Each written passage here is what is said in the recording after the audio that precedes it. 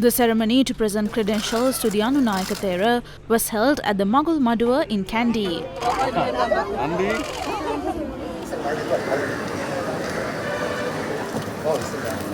The Anunayaka Theros of the Malwatu and Askeri chapters were present along with the Mahasangha. The credential was announced by General Secretary of the Askeri chapter of the Siam sect, Most Venerable Madagama Dhammananda Thero. The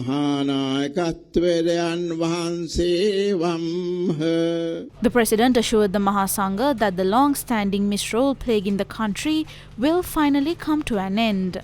If we delve further into this society, we can understand to what destructive extremes this society has been engulfed. On one hand, there is a government established under the Constitution. Similarly, though not as strong on the surface, there exists within the country a dark rule that possesses all the apparatus and mechanisms of government. For the sake of lawful governance and security, this dark rule must be brought to an end. I believe our government has chosen that path. I assure our Venerable Mahasangha that the steps taken for this purpose will never be reversed. The reason is that, as recent reports have revealed, this dark rule has pushed society to a level of extreme destruction, creating widespread turmoil. There are youths in society who are so prepared mentally they can handle firearms and weaponry, amassed through unlawful means including drugs, arms and illegal properties, and shoot people at various locations. That is why I believe if this society is to be made righteous, this dark rule must be ended. To prevent such governance and such conditions from recurring, there is a tremendous responsibility on our Venerable Mahasangha in purifying the society, cleansing it and guiding it towards a renewed and a revived social order. The President stated that a national program must be established to control drugs and that the temple has been entrusted with a significant responsibility for this purpose. We cannot move forward with this broken society. Fortunately, to some extent, we have been given the ability to open the door regarding these drugs. These were iron doors.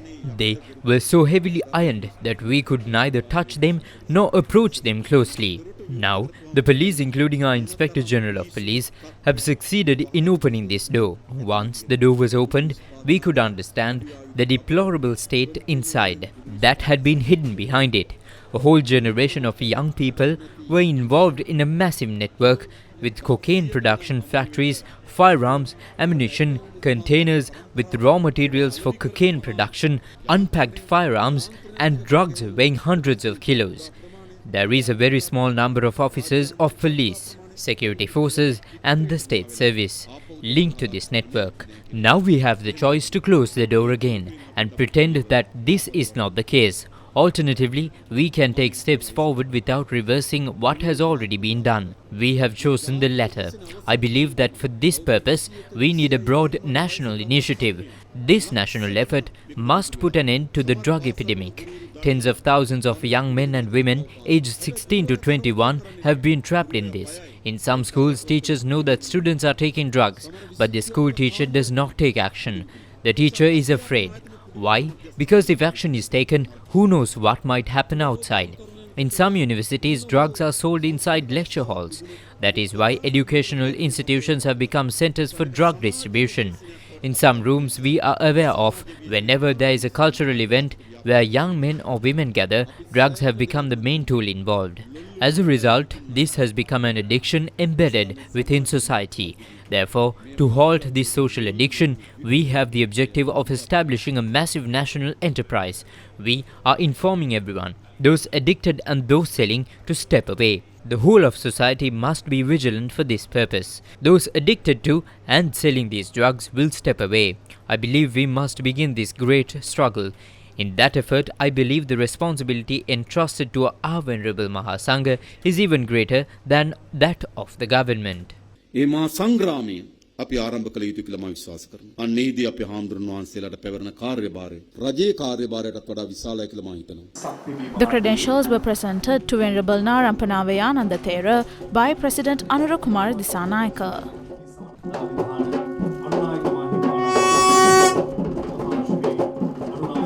මේ මහා මූලස්ථාන දෙක මේ රටේ ඉපැරණි විහෙර විහාර These two ancient temples, along with the Bhikkhu traditions and the manner in which they have historically safeguarded their disciplinary responsibilities throughout their lives, are properly documented throughout history.